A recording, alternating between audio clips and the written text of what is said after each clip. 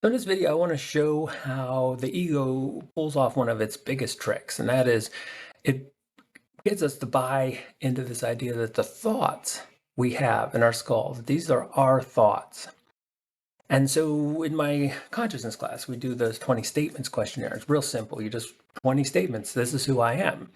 And when you look at the answers, it tends to fall into two different categories. One is social roles and the other is personality.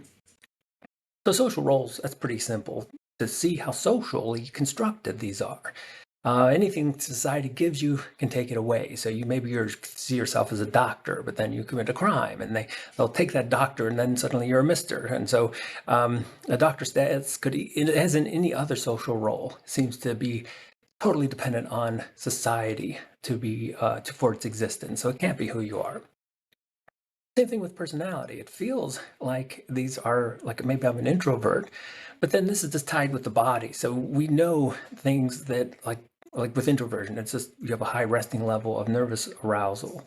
So you never picked any of these to the extent that we're aware of, and they're very difficult to change. These personality characteristics, all five of the basic personality characteristics, seem very stable, with the exception of neuroticism, which is good news for people. As you get older, you tend to mellow out.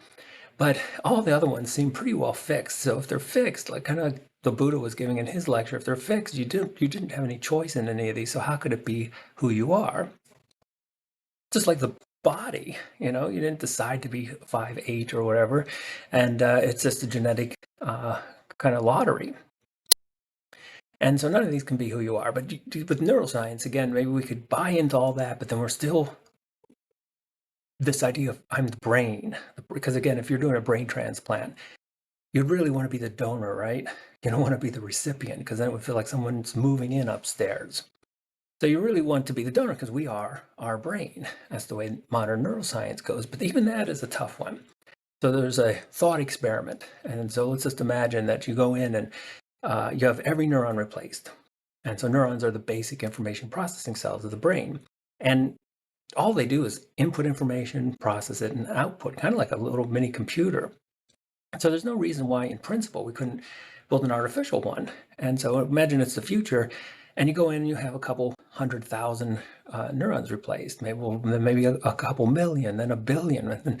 And suddenly, if you have all 87 billion neurons replaced, then would that still be you?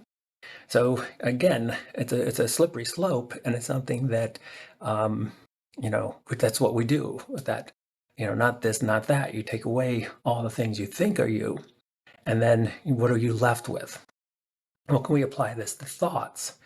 Can we do the 20 statement question or the 20 statement test? Can we do that with the thoughts in our head? So take some time, just write down 20 thoughts. And what you'll find is that most of these are going to be I thoughts. I need to get to work. I need to do this project. I need to pay these bills. I coughed. Maybe, what if I'm getting sick? So all those thoughts, those are the things that are portraying that they're like an actor pretending to be who you are.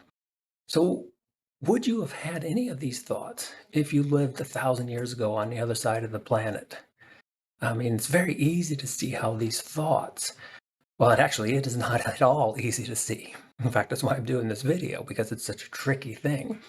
But it's an excellent exercise to become aware that these thoughts are just a reflection of the culture and times that I'm living in.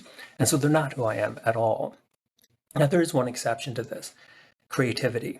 And so every so often, something mysterious, it's a complete mystery, because whether it's a poem or a tune or, it just pops in your head. And no one has any clue where creativity comes from. Even our best theories are about the same as our theories of consciousness. They all lead back to what is essentially a mystery. And that's because to the ego, it has no clue where these original thoughts came from. But we know we're terribly attracted to them. I mean, if you can come up with original melodies, the world is really interested in you.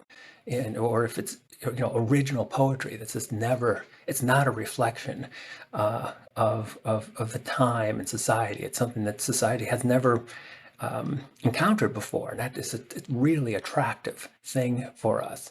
I think it's attractive because it's a reflection of who we really are. not this ego that's simply playing who we are.